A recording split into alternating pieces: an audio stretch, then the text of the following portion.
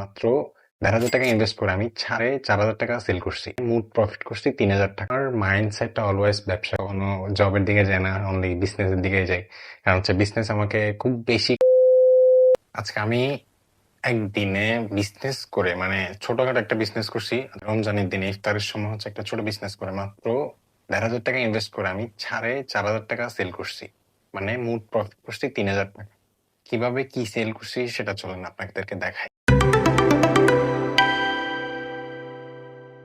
তার আগে আমি একটা কথা বলি, প্রপার ভাবে বিজনেসটা অ্যাকচুয়ালি হয় না কখনো। যে এমন না যে কি ১০ লাখ টাকা পাইছি, ৫ লাখ টাকা দোকান ভাড়া করছি, দোকান ভাড়া দিয়ে সালামি টালামি দিয়ে তারপর হচ্ছে ওখানে বসছি, ৫ লাখ টাকার মালপত্র কিনছি, তারপর থেকে আমি বিজনেস করবো, এরকম কখনো আসলে হয় না। কারণ এইভাবে দেওয়ার মতো, মানে মধ্যবিত্ত ফ্যামিলিদেরকে, তারপর হচ্ছে কি একদম যারা মানে পুর গরিব, তাদেরকে দেওয়ার জন্য মানে এরকম কেউ থাকে না, ট্যাকেল দেওয়ার জন্য কেউ থাকে না, ফ্যামিলি মেম্বারও থাকে না, বাবা মা থাকে না, তারপর মামা, এরকম কেউ সাপোর্ট করে না আসলে।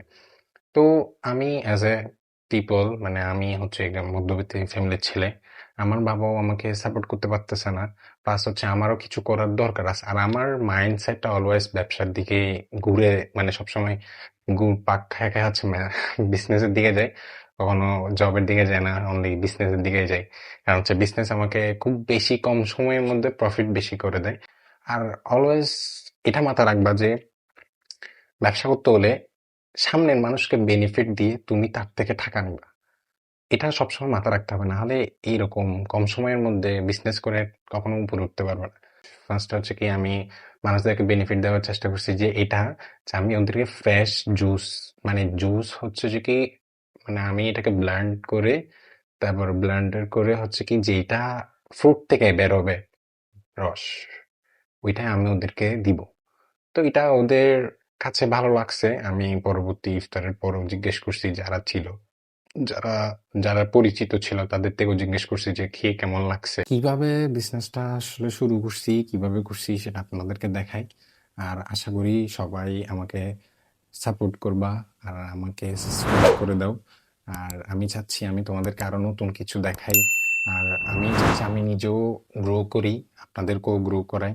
আর যারা হচ্ছে বসে আছো তাদেরকে বলবো যে ভাই, হাতের মধ্যে যদি ১,৫০০ ২,০০০ টাকাও থাকে না, এটা দিয়ে অনেক কিছু করা সম্ভব, শুধু কষ্ট করতে হবে। যে অনেক কথা বলে ফেলতেছি, ভিডিওটা অনেক বড় হয়ে যাচ্ছে। আস্তে আস্তে সবকিছু শেয়ার করব, কিভাবে শুরু করতেছি, কিভাবে কি। আর আপনারা যদি জানতে চান যে মানে বিজনেসের আইডিয়া কিভাবে পাওয়া যায়, কোত্থেকে পাওয়া যায়, কিভাবে মাথায় আসে এরকম বিজনেসের আইডিয়া, আমাকে ফলো করবেন, আমাকে সাবস্ক্রাইব করে রাখুন। আমার ভিডিও নিয়মিত দেখার, মানে আমাকে যদি আপনারা সাপোর্ট করেন আমি ভিডিও নিয়মিত ছাড়বো। সো আপনারাও আমাকে দেখবে, আমাকে দেখে শিখেন, বা আমাকে দেখে একটু শিখলে আমার একটু ভালো লাগবে।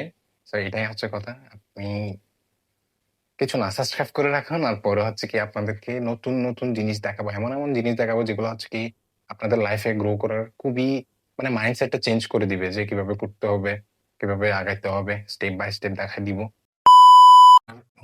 মোট বোতল সেল হয়েছে হচ্ছে ৬০ পিস। আমি মোট ৬০টা নিয়ে গেছি আজকে, প্রথম যে এর জন্য ৬০ পিস নিয়ে গেছি আমি সব থেকে।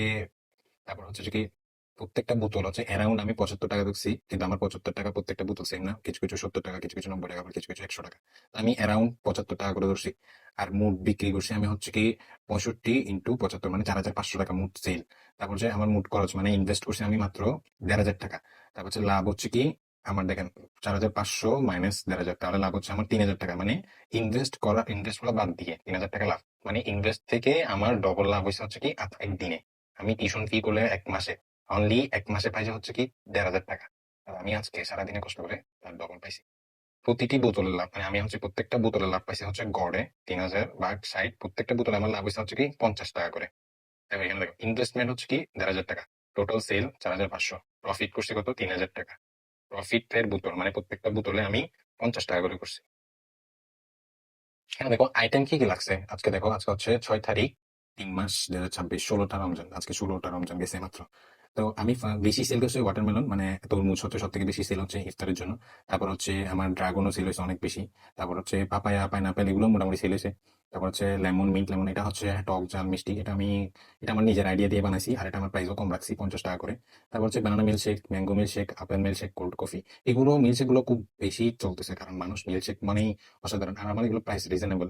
যেমন আপেল মিল্কশেকটা প্রায় রেস্টুরেন্টে গেলে 250 থেকে 200 টাকার উপরে নিয়ে ফেলে। তারপর হচ্ছে, আর আমার এগুলো হচ্ছে 250 ml করে, মানে এক পাবা বলে 250 ml করে। তো কোল্ড কফি 90 টাকা, অনেক কম রাখছি, কারণ 250 ml কোল্ড কফি 290 টাকা হয় না। নর্মালি কোল্ড কফি রেস্টুরেন্ট বলো, তারপর হচ্ছে নর্মালি ফুডকার্টে বলো, 150 150 টাকা ইজিলি নিয়ে নিয়ে ইজিলি নিয়ে ফেলে 150 টাকা। তো আমার আইটেম ছিল হচ্ছে দুধ চিনি লাগছে হচ্ছে মিল্কশেকের জন্য, লেবু। আর আমার এখানে হচ্ছে এই ওয়াটারমেলন, পাইনাপেল, পাপায়া, ড্রাগন, তারপর হচ্ছে যে কি মিট লেমন, এগুলো হচ্ছে প্রপার ফ্রুটের যেই টেস্টটা আছে, মানে প্রপারলি এখানে কোনো চিনি পানি কোনো কিছু মিক্স করা হয়নি, এগুলো একদম একদম পিওর। এগুলো একদম পিওর। শুধু মিল্কশেকের জন্য আমি দুধ চিনি কিনতে হয়েছে, কারণ মিল্কশেক দুধ চিনি ছাড়া হয় না। তা লেবু, পুদিনা পাতা, এটা হচ্ছে কি আমার এই আইডিয়াটার জন্য। তারপর হচ্ছে কফি পাউডার, এটা হচ্ছে কোল্ড কফির জন্য। ফল, তরমুজ, আনারস, আম, পেঁপে, কলা, এগুলো আমার আজকে কিনছি। এখানে আমি মনে হয় 1100 টাকার মতো আসছে আমার এখানে। তারপর এগুলো হচ্ছে ইনভেস্ট আইটেম, এগুলো আমার এক্সট্রা ইনভেস্ট, যেটা হচ্ছে আমি একটা কুলার নিয়েছিলাম, আইস বক্স, মানে এটাতে ঠান্ডা রাখার জন্য। বরফ কিনছি, এখানে আমাদের এখানে বরফ আশেপাশে পাওয়া যায়, সব জায়গায় পাওয়া যায়। চাকুনি, এটা আমার হচ্ছে ইনভেস্ট আইটেম, এটা আমি